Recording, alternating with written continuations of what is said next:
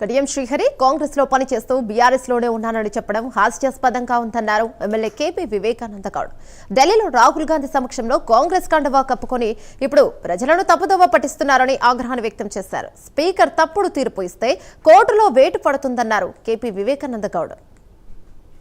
శ్రీహరి గారి పార్టీ మారిన సందర్భంలో విచారణ దాదాపు చాలా రోజులు దీన్ని దాటివేసే ధోరణిలోనే ప్రభుత్వము ప్రవర్తించి ఎట్టకేలకు మేము 2 ఏప్రిల్ 2024లో డిస్క్వాలిఫికేషన్ పిటిషన్ స్పీకర్ గారి దగ్గర మేము దరఖాస్తు చేస్తే అంటే దాదాపు 2 సంవత్సరాల తర్వాత సుప్రీంకోర్టు ముట్టకాయలు వేసిన తర్వాత సుప్రీంకోర్టు వాతలు పెట్టిన తర్వాత సుప్రీంకోర్టు స్పీకర్ గారిని మరి మీరు ఇక్కడ ఉంటారా మరి లోపల ఉంటారా బయట ఉంటారా అని ప్రశ్నించే సందర్భంలో ఈరోజు మరి విచారణకు పిలవడము మా యొక్క వాంగ్మూలం తీసుకురావడానికి పిలవడము మరి కేవలము మా న్యాయ పోరాటంలో భాగమే తప్ప ఈ ప్రభుత్వము దున్నపోతు మీద వర్షం పడ్డట్టే ఈ ప్రభుత్వము చౌటోని ముందు చంకమూదినట్టే ఉంది తప్ప ప్రభుత్వము ఎక్కడ కూడా రాజ్యాంగాన్ని